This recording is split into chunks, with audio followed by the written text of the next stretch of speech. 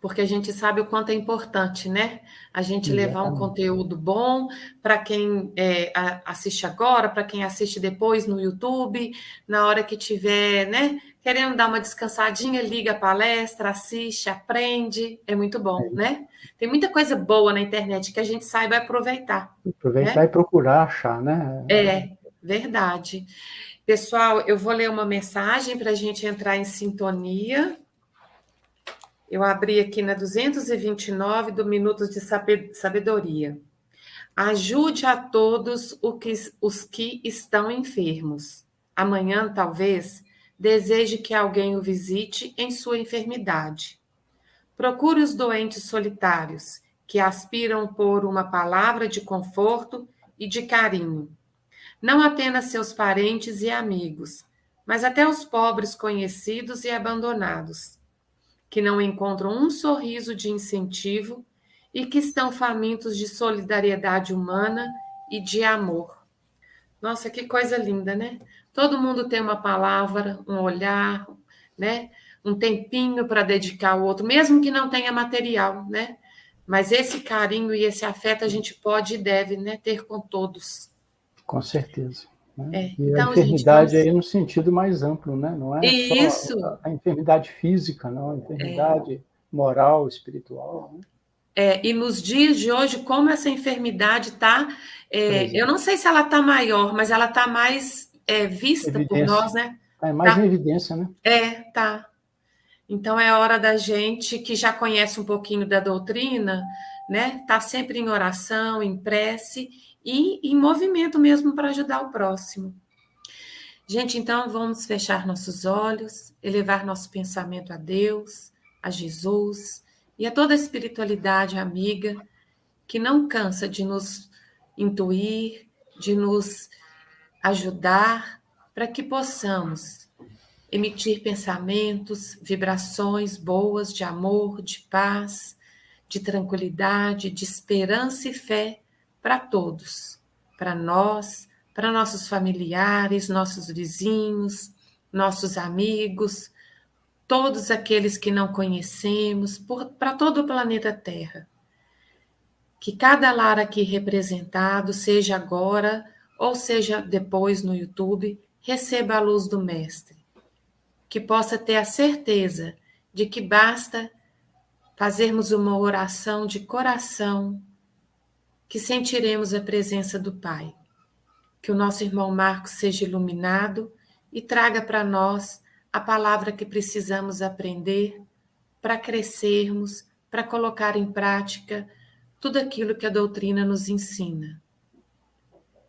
Que a nossa noite seja de aprendizado e de muita luz. Que assim seja. Que assim seja, graças a Deus. Então pode compartilhar aí, Marcos. Então vamos compartilhar aí a nossa tela, porque a gente, quando nós gostamos de falar, é com a tela em função da nossa deficiência, né, de falar e tal, então a gente tem que ter uma tela de apoio, senão a gente não consegue, né? Ajuda, né, Marcos? Ajuda. E eu acho que a gente guarda mais quando a gente tem o audiovisual, né, do que só A o gente áudio. ouve e vê, fica mais fácil, Fica né? mais fácil, né? Então, toda vez que você vê uma determinada imagem que foi utilizada, você vai se lembrar, né? Então, mais uma vez, a gente agradece, viu, Adriana, a possibilidade, o convite, de estarmos aqui reunidos, né? Boa noite a todos que nos assistem agora. Bom dia, boa tarde, boa noite àqueles que nos assistirão na gravação que vai ficar disponibilizada no canal do YouTube do Jefracam, né? E que Jesus nos abençoe, nos envolva, né? E que nós possamos ser instrumento fiel da espiritualidade, porque nós sabemos que os trabalhos primeiro são elaborados e planejados no plano espiritual, depois eles são materializados, né? E que a gente aqui estamos tão somente como instrumentos.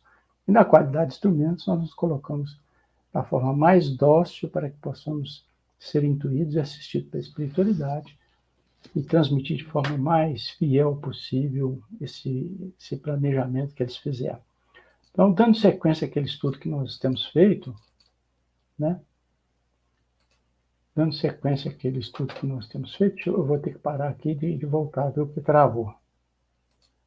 Travou.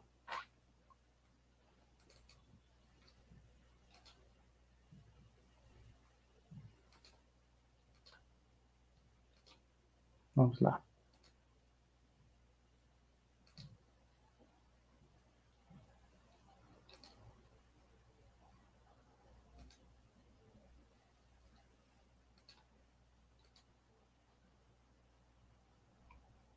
Apareceu aí? Então vamos lá. Mas não está passando o slide? Não está passando o slide por quê? Está dando problema aí. Outro dia aconteceu isso comigo lá com o Centro Espírita Divino Mestre, lá de Barbacena. Eu não sei por que aconteceu isso. Está no modo apresentação, Marcos? Tá. Está no modo apresentação. Vamos tentar de novo, né? Eu vou tentando aqui, vamos ver. Deixa eu fechar Uma hora dá. aqui para ver. É.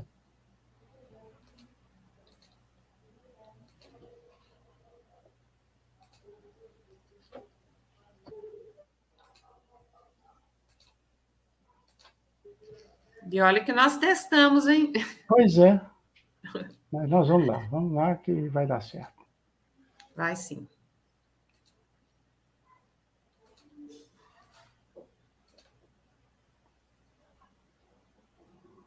Apareceu? Agora parece que vai, né? Cadê? Parece que nós vamos conseguir colocar, né? Então, vamos lá.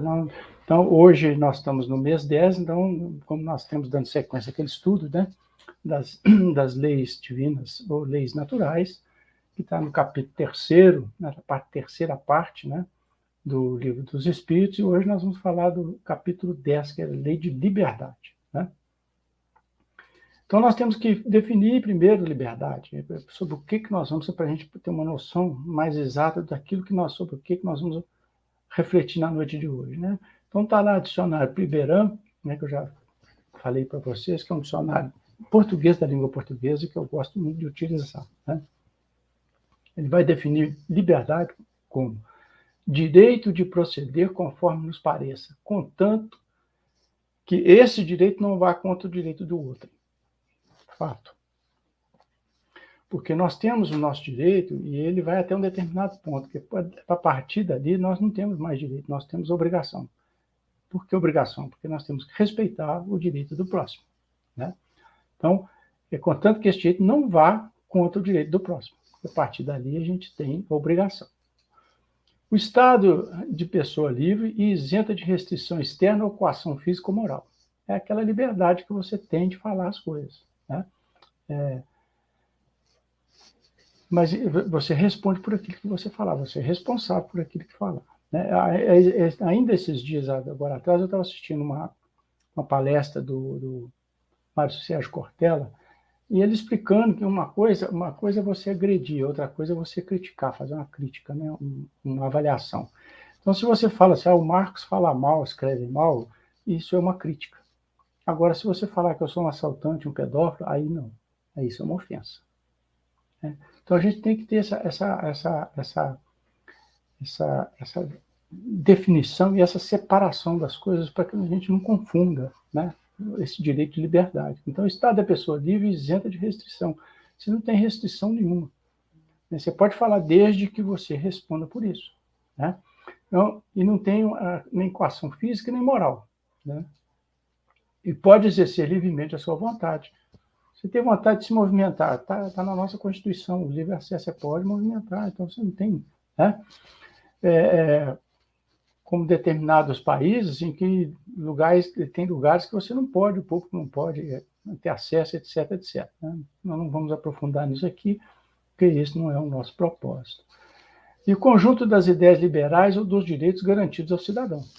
São aqueles direitos, né, de liberdade, liberais, né, que são de ideias que você pode colocar, desde que não fira, nem faça ofensa a ninguém, etc, etc, né? Bom, nós vamos falar abordar de uma forma geral todas essas definições, né? Então, o Livro dos Espíritos ele vai falar da lei de liberdade, das questões 825 até a 872, né? Então, tem aquele resumozinho que a gente gosta de fazer, né? Então, lei de liberdade, ela pode ser, ela é a liberdade absoluta, sempre que existem dois homens, haverá direitos recíprocos a respeitar. Você está convivendo, duas pessoas, só tem duas pessoas, mas vai ter direito, né, e vai ter obrigação, sempre. A liberdade absoluta só quando o homem estiver isolado. Né? A liberdade absoluta somente a doremita. O indivíduo está lá no meio do deserto, sozinho, né? Ele tem a liberdade absoluta de fazer o que quiser, pensar o que quiser. Né? Está lá na gruta, na montanha, como, por exemplo, acontece na Índia, lá com os hindus, né? Ele tem total liberdade de fazer, de pensar o que ele quiser. Né? E no pensamento goza o homem liberdade ilimitada. Pode-se deter o voo, mas não aniquilá-lo. Ou seja, você pode pensar. Muitas vezes você pode como é que se diz, coordenar, vamos dizer assim, ou estabelecer as ações do homem. Mas proibir de pensá-lo, isso jamais você consegue. Isso é uma liberdade que todos nós temos. Né? Muito embora você pode pensar determinada coisa, mas você não faça porque a lei da sociedade na qual você vive não lhe permite. Né? Mas aí você tem a liberdade de pensar. Né? Agora, sair voando, ou seja, colocar o seu pensamento em prática, aí já é outra coisa. Né? Com relação à liberdade, a escravidão é contra a lei de Deus, desaparece com o progresso. E isso nós já tivemos prova disso há pouco tempo, nós saímos aí da escravidão, né? E isso está acontecendo à medida que nós vamos progredindo, vamos crescendo, vamos nos conscientizando dos direitos, das obrigações, né? Da liberdade das pessoas, etc, etc. Depois, o livre-arbítrio, que é fundamental para a nossa liberdade, né? E o livre-arbítrio, sem ele, o homem seria máquina. É evidente. Se nós não tivéssemos a capacidade de auto-arbitrar, nós seríamos máquinas. Né? Porque o computador que é assim, ele faz só o comando que a gente der. Bateu na tecla, ele só executa aquilo. Ele não tem a capacidade de continuar executando, porque ele não tem a capacidade de raciocinar, que é o pensamento continuado. Né? Se nós perdermos essa capacidade de pensamento continuado, nós vamos ser máquinas, vamos ser robôs. Né? E surge quando o ser tem consciência de si e de seus atos. Então, quando você toma consciência de si, de seus atos, daquilo que você está fazendo, então a gente começa a ter o livre-arbítrio. Né? Nos primórdios da nossa criação, das nossas primeiras encarnações, não existiu o livre-arbítrio, existiu o determinismo. Né? À medida que nós fomos aprendendo na convivência, é aí que nós vamos desenvolvendo a nossa capacidade de auto-arbitrar. Então, nós vamos deixando de lado o determinismo e passando a ter a liberdade, né? Evidentemente, gerida pela lei de causa e efeito. Né? Responsabilidade, a responsabilidade do mal é proporcional aos meios que o homem dispõe para compreendê-lo. Ou seja, nós temos atenuantes, porque quando você comete um mal sabendo que não está cometendo mal, aí você tem um atenuante, mas vai responder por ele assim mesmo, você é responsável. A responsabilidade é um pouco menor, mas é responsável da mesma forma. Né? A fatalidade, né? Cada ser colhe o que semeou, mas sempre será livre para preparar a colheita de amanhã. É a lei de causa e efeito. Então, a partir disso, nós vamos entender que a justiça divina ela se faz presente sempre, sempre através de consequências, e não de punições e de castigos. As consequências são nada mais, nada menos, quando nós estamos colhendo os frutos das sementes que nós plantamos. Plantou ódio, colhe ódio. Plantou amor, vai colher amor. Né? Portanto, a influência pode ter a influência espiritual e pode ter influência material. A influência espiritual, a afinidade de gostos e sentimentos permite a sintonia entre os seres, evidente. Né? O indivíduo por exemplo, um assaltante, um viciado, ou alguma coisa assim, quando ele desencarnar, ou ainda encarnado, ele vai se afinizar por questão de gosto, sintonia e afinidade com espíritos encarnados e desencarnados que pensam igual.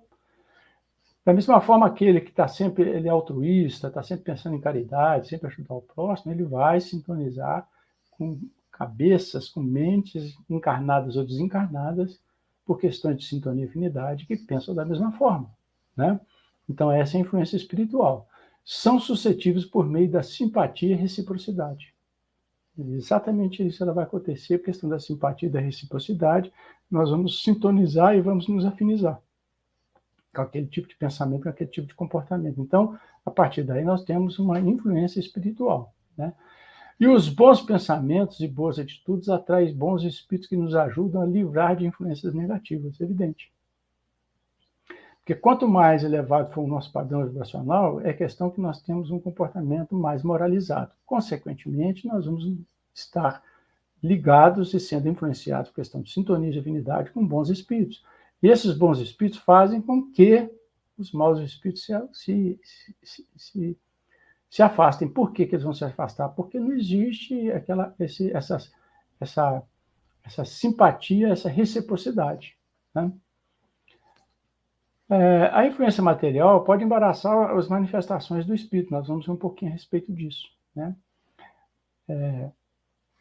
O comportamento das pessoas, né? Algumas atitudes, né? É um instrumento e não dá a faculdade. O material, ele é um instrumento e não dá a faculdade ao espírito. Eles são tão somente um instrumento pelo qual nós estamos caminhando na busca da nossa perfeição intelecto e moral, né? Bom, a liberdade natural, ele vai falar para nós nas questões 825 e 800, até a 828. Então, ele fala assim: precisando uns dos outros, não haverá posição em que o homem goze de absoluta liberdade. Evidentemente que não, né? A partir do momento em que nós dominamos a agricultura, o que aconteceu? Nós passamos a viver a sociedade. Ali, então, apareceram as primeiras associações, as primeiras tribos, as primeiras aldeias, depois, consequentemente, as cidades, etc, etc. E a partir dali é que nós vamos precisar uns dos outros, porque cada um vai ter uma aptidão. Como o exemplo, vamos pegar o exemplo de hoje. O indivíduo que é advogado, vai haver um momento em que ele vai precisar de um médico, vai precisar de um administrador, né? Ou o médico vai precisar de um advogado, ou ele vai precisar do administrador, lá para o hospital, onde ele precisa, etc, etc. Então, como cada um está desenvolvendo uma aptidão naquele momento, neste momento da atual encarnação, nós vamos precisar uns dos outros. E é exatamente isso que faz com que a gente passe a ter fraternidade uns com os outros. Que passe a fortalecer o nosso caminho da nossa evolução, né? A liberdade absoluta só o eremita no deserto, nós já falamos isso. O indivíduo que está lá, por exemplo, no deserto, ele tem a liberdade absoluta, ele faz e pensa o que ele quiser. Porque ele não vai ferir o direito de ninguém. Ele não tem obrigação para com ninguém, a não ser com ele mesmo, né? E quando ele tem obrigação para com ele mesmo, é um direito dele. Então, ele não vai ser absoluto, né? Já o que ocorre ao contrário quando nós estamos no meio da sociedade, né? Então, a obrigação do homem respeitar os direitos alheios não lhe tira os de pertencer-se a si mesmo. O fato de eu ter que obedecer os direitos das outras pessoas não quer dizer que eu estou submisso a ele, não. Eu continuo com a minha liberdade, eu continuo a pertencer a mim mesmo, né? O fato de eu observar é que não, é uma reciprocidade. Eu espero que, ao observar os direitos dele, ele observe os meus direitos, né? Porquanto este é um direito que vem da natureza, está na natureza do ser, do espírito. A liberdade, ela é da natureza nossa, né? A liberdade natural, quando ele fala sobre os pais autoritários, né, temos a compreensão da lei natural, mas contrabalançada pelo orgulho e egoísmo. Fato, né? Porque muitas vezes, levados pelo egoísmo daquele indivíduo que pensa só nele, né, e pela vaidade dele querer ser o destaque das situações, ser a pessoa mais importante, etc, etc, muitas vezes ele fere essa liberdade do próximo, né? Então, assim podemos entender como se pode conciliar as opiniões liberais de certos homens com o despotismo que costumam exercer no seu lar e sobre os seus subordinados. Lembrando que o déspota, né, é a pessoa que governa conforme lhe apraz. Os que lhe são dependentes, ele vai governar aqueles que estão sob a sua dependência do jeito que ele acha que deve ser. né? Exigindo-lhes obediência passiva, é um tirano. E isso já aconteceu e acontece em alguns países, né? O indivíduo é lá o chefe máximo da nação e ele põe a sua vontade daquele jeito ali e todo mundo tem que obedecer daquele jeito, senão vai ser punido, severamente punido, né? E tem pais que são assim, né? É evidente que isso não quer dizer que você vai ser um liberal total e deixar o seu filho fazer o que ele quer. Não, nós temos que colocar o filho, é como se diz assim, há pessoas que preparam o caminho do filho. Não, né? Eu acho que nós temos que preparar o nosso filho para o caminho um pouquinho diferente.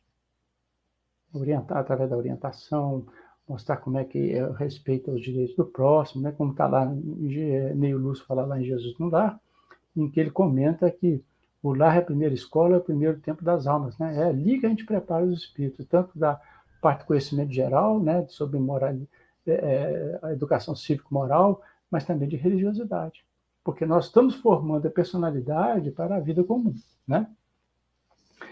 Certo?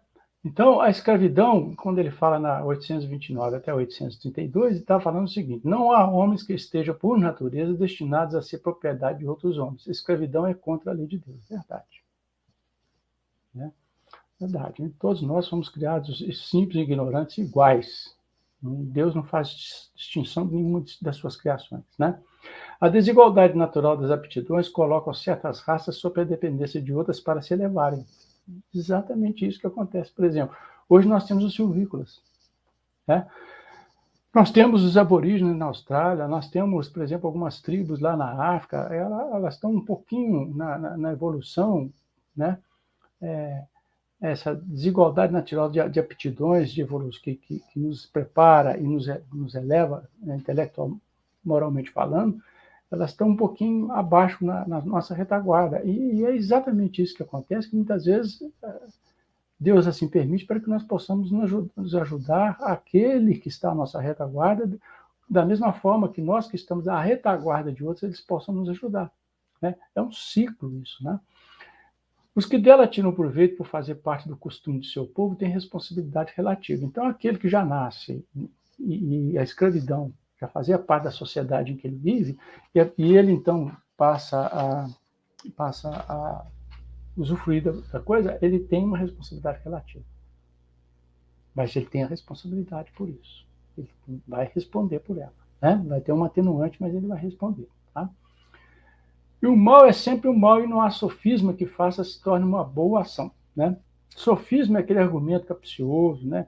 Que ele quer dar, quando a pessoa usa um argumento para dar a aparência de uma verdade.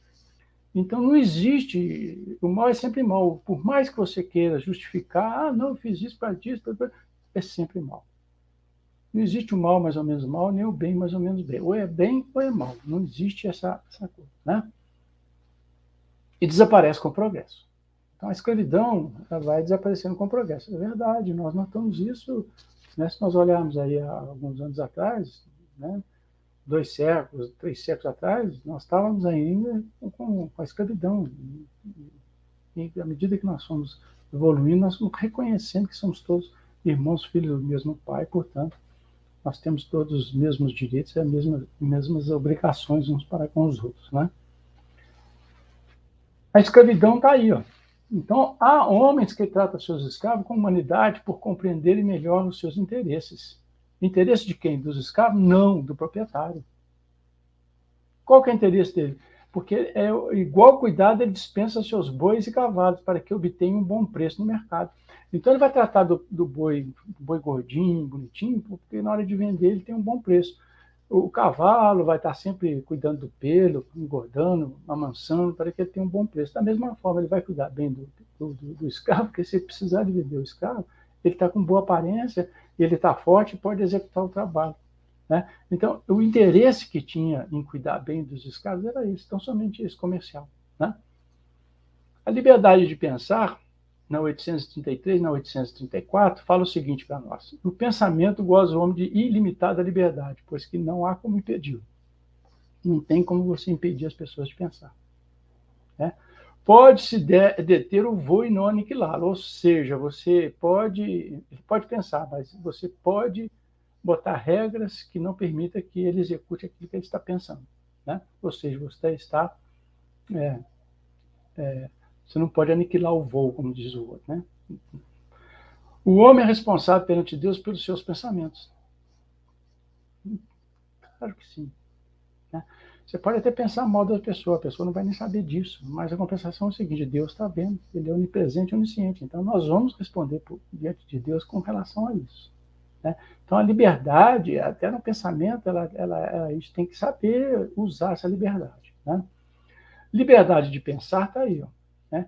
Sendo possível somente a Deus conhecer o pensamento, ele o condena ou absolve segundo a sua justiça. Né? Então, a gente sabe que hoje o pensamento, a gente hoje a física quântica já explica um pouco mais aquilo que a ciência, a doutrina espírita já tinha falado, né? Está lá em Gênesis, né? Quando fala do pensamento, né? Que o pensamento é energia e como energia ele propaga pelo fluido cósmico universal. Então, questão de sintonia e afinidade, ele vai chegar num ponto que ele vai sintonizar, afinizar, né? E vai determinar as nossas companhias, como diz o Zé Raul Teixeira. Me diga o que tu pensa, eu te direi com quem tu andas. Né? O pensamento é realmente de fundamental importância para nós. Né? A liberdade de consciência está na 835 a 842, fala assim: a consciência é um pensamento íntimo que pertence ao humano. Então nós vamos entender um pouquinho de consciência. Quando ele fala isso aí, é o sentimento ou conhecimento que permite ao ser humano vivenciar, experimentar ou compreender aspectos ou a totalidade do seu mundo interior. A consciência é quando aquilo que nós sabemos de nós mesmos. Então é um pensamento íntimo que pertence só a nós, porque é aquilo que nós sabemos de nós mesmos. E nós vamos saber sobre alguns aspectos, né? Ou a totalidade do nosso mundo interior. Porque quanto mais introspecções nós fizermos e observar mais as nossas reações, e não as nossas ações, porque a reação não pode ser trabalhada, melhor nós iremos nos conhecer. Né? Então, é um dos caracteres da verdadeira civilização e do progresso, porque quando você tem conhecimento do seu comportamento e de como você age, se for um pensamento negativo, você retrai. Você controla as suas reações, porque você começa a pensar antes de tomar qualquer decisão. Né? E depois nós temos: não tem o homem o direito de pôr obstáculo à liberdade de consciência, só a Deus cabe o direito de julgá-la. Não tem como você botar obstáculo à liberdade de consciência das pessoas. Não tem como você não pode se conhecer. Claro que sim. Eu vou me conhecer, que eu preciso me conhecer para corrigir meus erros, saber onde estão minhas falhas. Né? Assim como as leis regulam o relacionamento entre os homens, Deus, pelas leis da natureza, regula as relações entre ele e o homem. Porque Deus, ele não tem tempo de ficar lá assim: puxa vida, o Marcos cometeu lá um deslize lá e infringiu tal lei, eu vou mandar um castigo para ele. Não é assim que funciona. Ele criou as suas leis. A partir do momento que você transgrediu a lei, você criou o mal, como diz Emmanuel. Né? Então, eis o resgate. Eu vou ter que resgatar. Né? Então, ele está nos guiando, nos gerenciando através das suas leis. É automático. Você infringiu a lei, você já é responsável já por aquilo que você fez, você vai responder diante da lei de Deus aquilo. Né? E a sua punição ou o seu castigo, como queiram, vai até o momento em que você se redimir daquilo e reconstruir aquilo que você fez. Né? Embaraços constrangem o homem de proceder em desacordo com o seu modo de pensar. Né? Os embaraços são aquelas coisas que, qualquer dificuldade que se apresenta ou que nos impede de tomar determinada posição, determinada decisão. Né? E muitas vezes determinados embaraços, eles constrangem o homem a proceder em desacordo com o modo de pensar. Por exemplo, você está no trânsito, em vez de dar uma fechada, se você não estiver muito bem, você vai querer descer do carro, discutir, tal. Ou seja, foi uma dificuldade, foi um embaraço que você teve e que você foi levado por isso a proceder em desacordo com o seu modo de pensar. Né?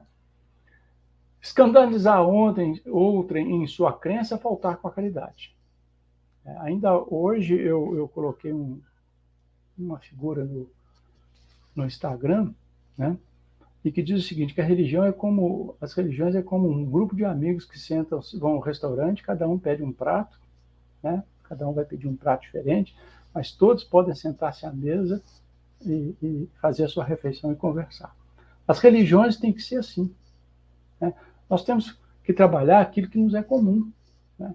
E parar com esse negócio de criticar, que isso é tremenda falta de caridade. Nós temos que ver que cada um está num determinado grau de evolução, né? Então, por isso que existem as várias expressões religiosas, porque todas elas, de uma forma ou de outra, vai ligar a criatura ao Criador, né? Os atos perturbadores da sociedade podem ser reprimidos, mas a crença íntima não. Por exemplo, a escravidão, já que nós estamos falando da liberdade, né? Você pode acreditar que a escravidão é boa ainda. É uma crença íntima, mas esse ato perturbador de você querer escravizar os outros, ele pode ser tolhido por uma lei, né? Em respeito à liberdade de consciência, procurar trazer o caminho da verdade sem imposição. Exemplo de Jesus, né? Jesus, eu nunca li em lugar nenhum que Jesus fala assim, você tem que fazer isso. Muito pelo contrário. Ele nos levava a refletir sobre fazer isso. Por isso que tem lá aquele diálogo lá, no momento da Maria de Magdala, né, do apedrejamento, fala, aquele que não tiver nenhum pecado, que atire a primeira pedra, né? Ele pergunta lá para o jovem rico, como é que lês a lei, ou seja, como é que você entende o que está escrito na lei? Ele falou lá, vai e faz o mesmo. Esse já sabe, é só fazer, né? Então, a expressão única da verdade será reconhecida naquela doutrina que mais homens de bem e menos hipócritas fizeram, né? A expressão única da verdade será reconhecida naquela doutrina que mais homens de bem ou menos hipócritas fizeram. Então, o objetivo da religião está lá no Evangelho segundo o Espiritismo, capítulo 8, item 10. O Kardec fala para nós, o objetivo da religião é conduzir o homem a Deus. Todas elas, né? Ora, este não chega a Deus senão quando se torna perfeito. Porque nós somos criados à sua imagem e semelhança, conforme está lá em Gênesis, capítulo 1, versículo 27. Né? Portanto, logo, toda religião que não torna melhor o homem não alcança o seu objetivo. E toda aquela em que o homem julga poder apoiar-se para fazer o mal, ou é falsa, ou está falseada em seu princípio. O indivíduo que ele tira proveito da religião para fazer mal às pessoas, usurpar as pessoas, e etc., e interpretação equivocada das escrituras, etc., para tirar proveito disso, a religião não está alcançando o seu objetivo, ela é falsa, né? Ou ela está sendo falseada. Portanto, a lei de liberdade é isso aí. Toda crença é respeitável, quando sincera e conducente à prática do bem, porque ela vai sempre conduzir, procura conduzir, quando a religião está conduzindo o indivíduo para a prática do bem. Condenáveis são as crenças que conduzem ao mal, né? Certo? Eu sei que lá no Oriente fala lá para cortar a mão, que está simbolicamente assim no Corão. Tudo bem. Mas acontece o seguinte, que eles estão fazendo aquilo para cortar o mal levando, embora ainda de forma muito rude, muito condenável ainda, mas o propósito deles é exatamente cortar o mal, né? Por isso que as expressões religiosas elas estão cada um num patamar de evolução. Então, a lei de liberdade e o livre-arbítrio está na 843 até 850. Fala o seguinte, o livre-arbítrio surge quando o ser tem consciência de si e de seus atos. Nós já vimos o que é consciência. Quando você conhece a você mesmo e sabe das suas aptidões, das suas qualidades, etc., etc. Então, o livre-arbítrio, quanto mais nós nos conhecemos, mais nós estamos evoluindo intelectualmente e moralmente. Consequentemente, nós temos a consciência vai nos dando a liberdade de escolha.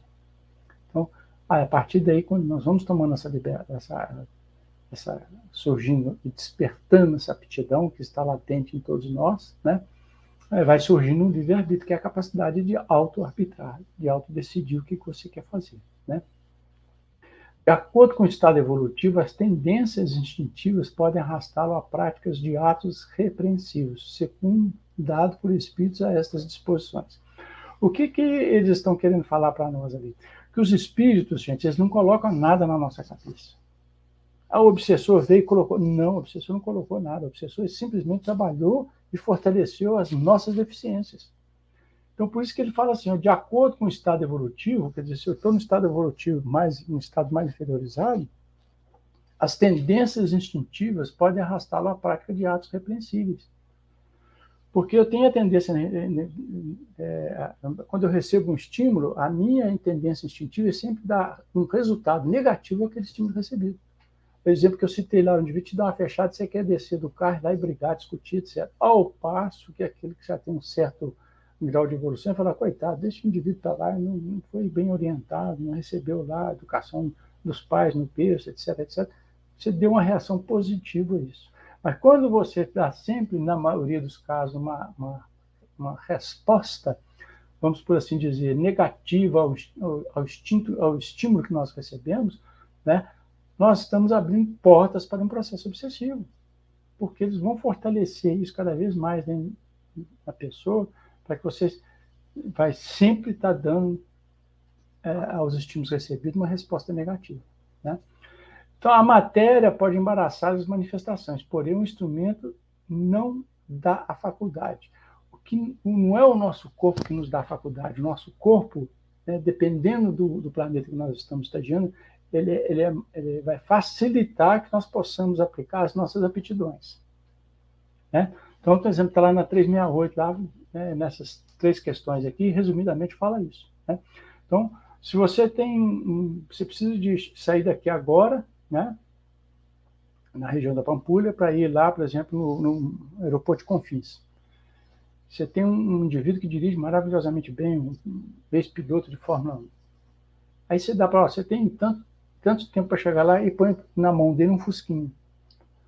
Por mais hábil motorista e piloto que ele vai, o instrumento que ele vai utilizar não vai permitir que ele coloque em prática toda a habilidade que ele tem ao volante de um veículo. Ao contrário, se você colocar na mão dele um Porsche, sei lá, um carro, um próprio carro de corrida, um Fórmula 1, a história é outra. Porque o instrumento que ele vai utilizar vai permitir que ele coloque em prática tudo aquilo que ele conhece, toda a aptidão que ele tem atrás do volante de um veículo. É a mesma coisa o espírito, vai depender do nosso corpo, né? Então, por isso que ele fala, a matéria pode embaraçar as manifestações, porém o instrumento não dá a faculdade. Não é o corpo que está dando a faculdade para o espírito, não, pelo contrário, ele está obscurecendo a nossa capacidade, né? Não adianta você dar, por exemplo, a inteligência do macaco, por exemplo, para uma lesma, ou talvez para um caranguejo, né? Ou a tartaruga, porque ela não vai ter, ele vai ter a inteligência do macaco, ele vai querer subir na árvore, mas ele não tem os instrumentos apropriados para isso, que é o corpo dele, né? Então, isso é que acontece, né? Então, não é senhor de seu pensamento aquele cuja inteligência se acha turbada por uma causa qualquer, já não tem liberdade. Um indivíduo, por exemplo, que tem uma patologia qualquer, né? Um distúrbio qualquer, né? Muitas vezes ele é um paciente psiquiátrico, por exemplo, né? Ele não é senhor do seu pensamento, porque ele é totalmente desequilibrado. Então, a inteligência se acha turbada por uma causa qualquer, né? Então, ele já não tem a liberdade de expressão, porque ele não vai ter consciência nítida daquilo que está fazendo, né? A embriaguez não excusa atos reprováveis. Ah, eu fiz isso porque eu estava bêbado. Meu amigo, não quer dizer nada. Você é responsável mesmo, não tem atenuante, não. Tem agravante, né? Então, o instinto predomina no homem em estado de selvageria, é verdade, né?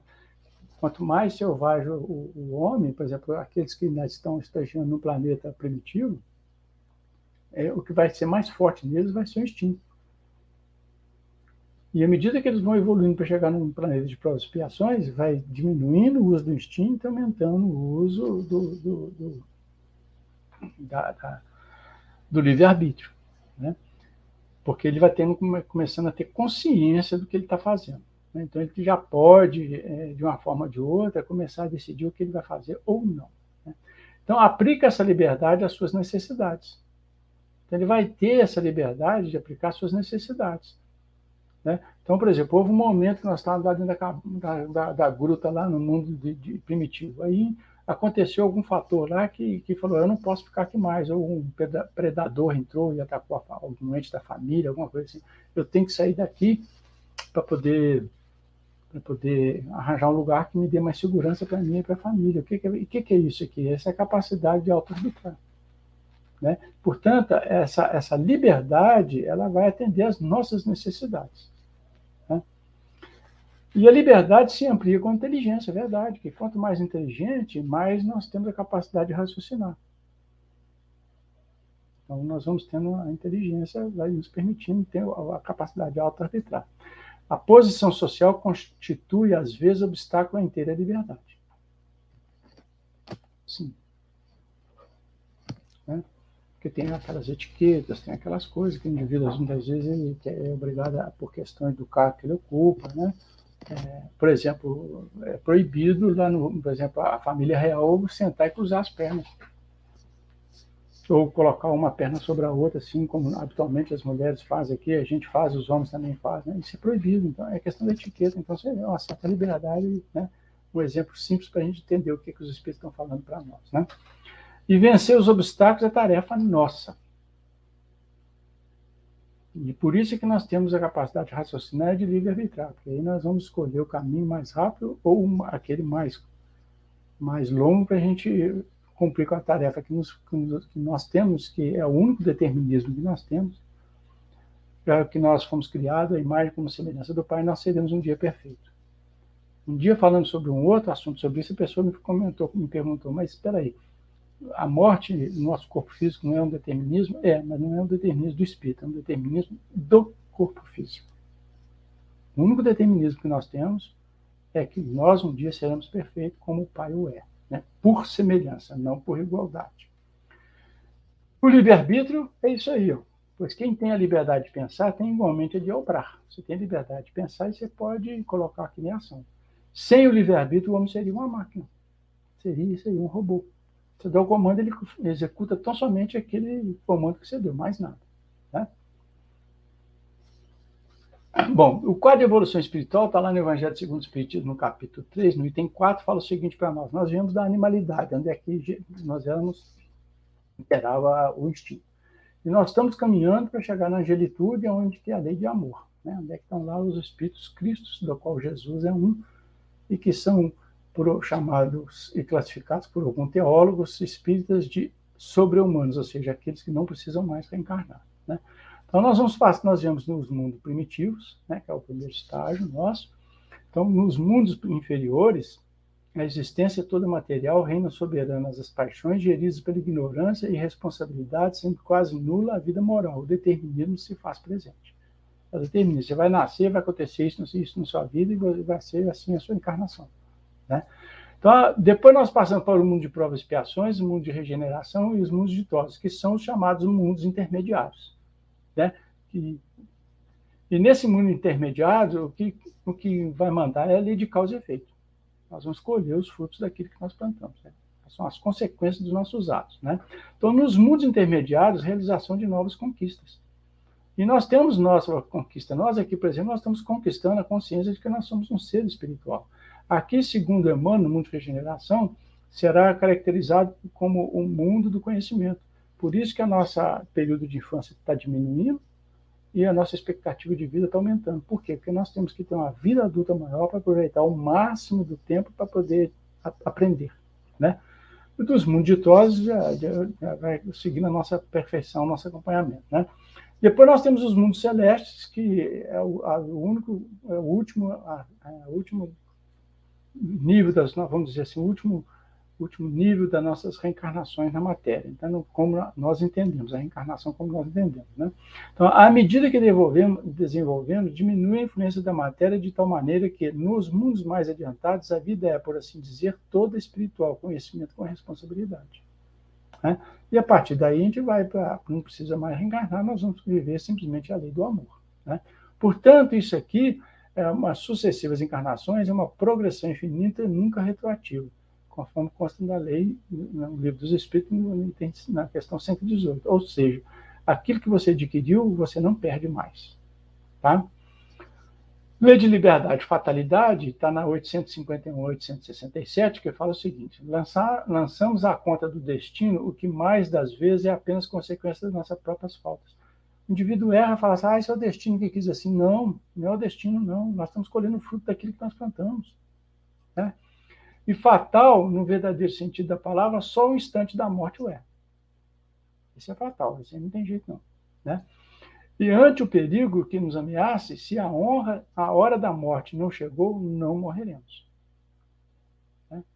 Não chegou a sua hora, você não vai. Você pode passar por um perrengue, lá por uma dificuldade grande, de saúde muito grande e tal, mas se não tiver essa hora, você não vai desencarnar. Né? E mesmo sendo infalível, a hora da morte, as nossas precauções são válidas.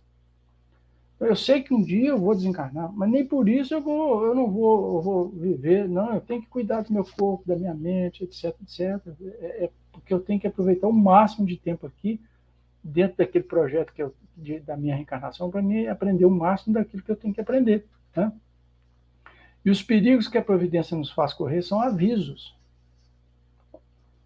Né? Vamos dar um exemplo. O indivíduo gosta de tomar uma cervejinha, toma uma cerveja todo dia. Aí vai chegar no momento que o fígado dele vai falar, olha, você está com problema no fígado, você tem que parar. Isso é um aviso. É um aviso. Se você continuar desse jeito, você vai acabar antecipando o seu desencarne. Vai ser um desencarne inconsciente, como foi o do André Luiz. Né?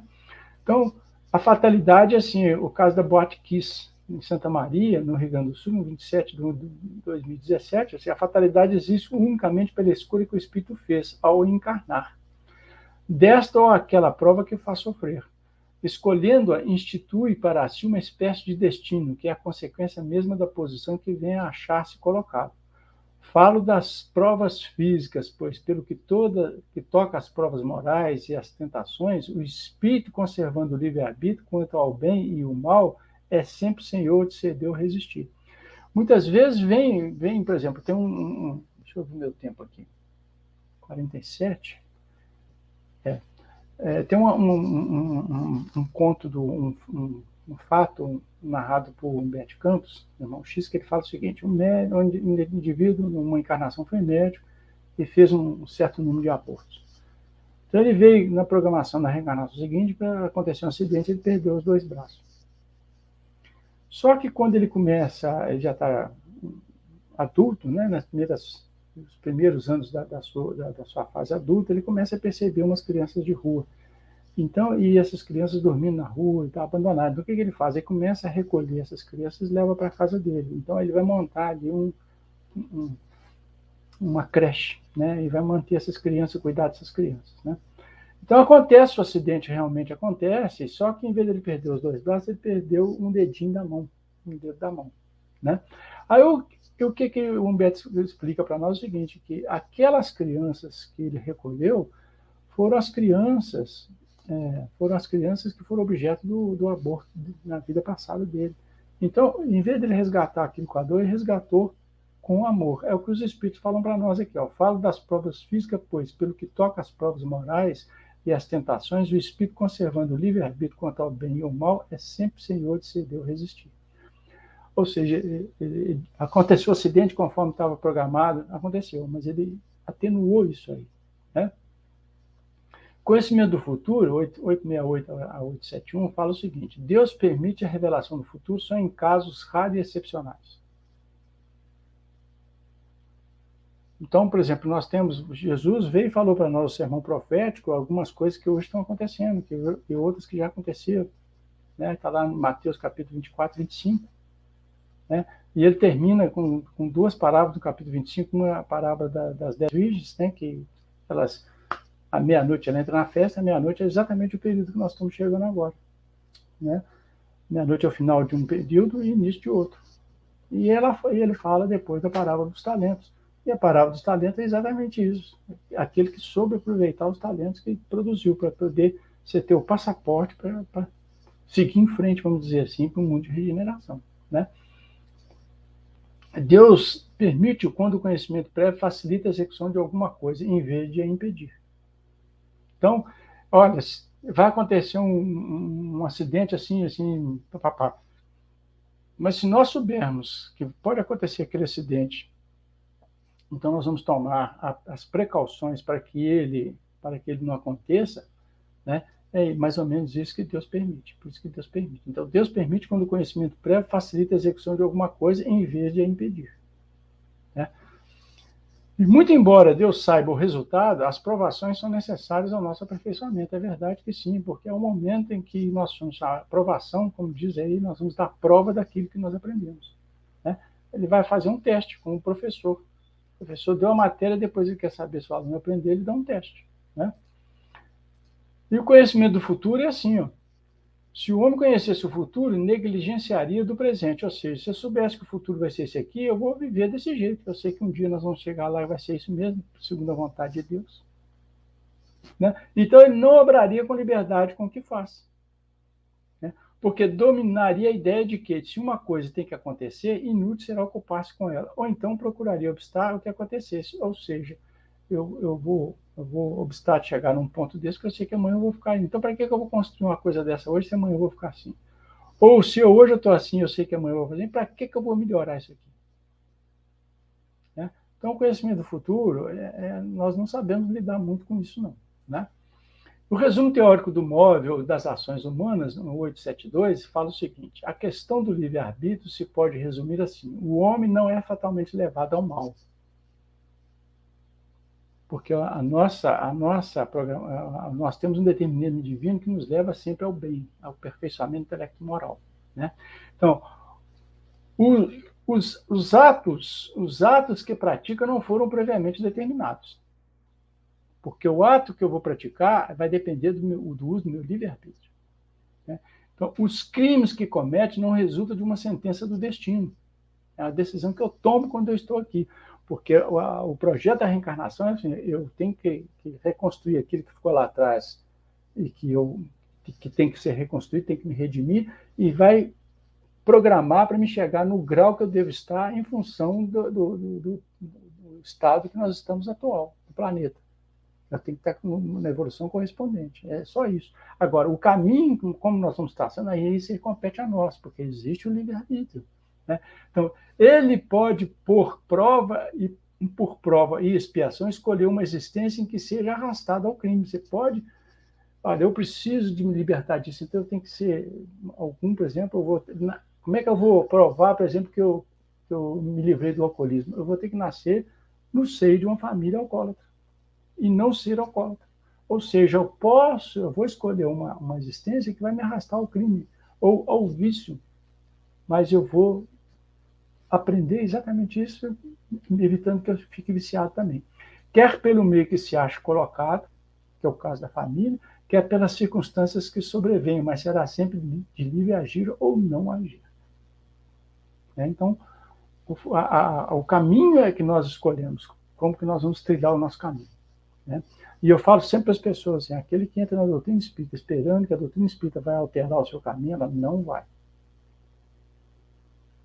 Ela não vai. As suas responsabilidades você vai ter que viver, as suas dificuldades você vai ter que modificá-las, os seus obstáculos você vai ter que vencê-los. O que a doutrina espírita faz é tão somente nos ensinar uma caminhada diferente. O caminho é o mesmo, o modo de caminhar é que muda, né? Consequentemente, então, reflexão final, nós vamos deixar aqui a carta de Paulo, né, o versículo 12 do capítulo 6 da primeira carta de Paulo, que ele fala o seguinte: todas as coisas me são lícitas. Todas. Você pode fazer o que você quiser. Deus é infinitamente bom, que ele deixa você fazer o que você quiser, mas ele é severamente justo e você vai colher as consequências daquilo que você fizer. Então, todas as coisas me são lícitas, mas nem todas as coisas me convêm. Todas as coisas me são lícitas, mas não me deixarei dominar por nenhuma. Então, você não pode se deixar dominar por nada dessas coisas negativas, né? Certo? E liberdade de escolha está aí, ó. A liberdade de escolha, você vai para o caminho do bem ou vai para o caminho do mal. A evolução é sempre através da desidratação, como diz o Chico Xavier, seja pelas lágrimas da dor, seja pelas gotas do suor, através do trabalho, do bem do próximo, etc, etc, né? Então, Adriano, eu vou agradecer mais uma vez a oportunidade, agradecer a todos pela paciência de estar aí presente conosco, né? E que Jesus nos abençoe, desejando a todos uma semana de muita paz e de muita luz. Nós que agradecemos, Marcos, mais aprendizado e que a gente consiga, né, saber escolher esse caminho, né? Que a gente tenha essa sabedoria, né? E se esforce para caminhá-lo de maneira digna, né?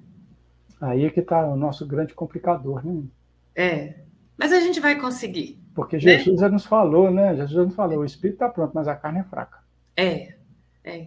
Então, que a gente saiba, né, e consiga e tenha muita. Eu acho que a doutrina espírita, é isso que você falou, não muda a vida de ninguém, né, mas nos fortalece, nos enche de esperança e de fé de que vamos vencer, né?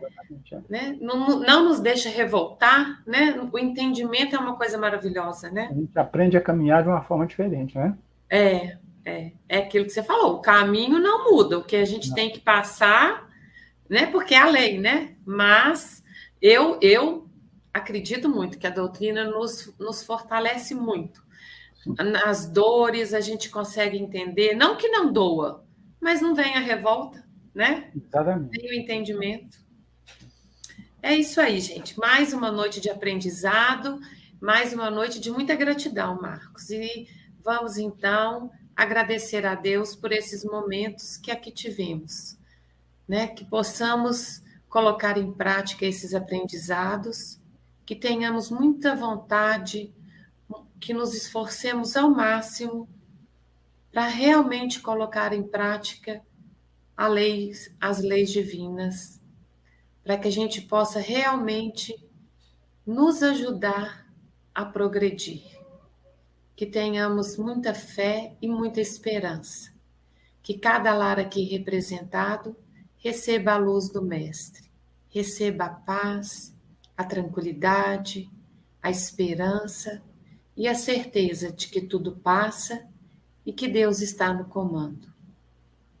Que o amor do Cristo possa acolher todos que nesse momento sofrem por doenças físicas, mentais, morais, espirituais, que cada um, em qualquer canto do planeta, que nesse momento esteja suplicando, que as suas orações se unam às nossas e que possam ser atendidas dentro das possibilidades do merecimento, pela espiritualidade, pelo Pai, de puro amor e bondade.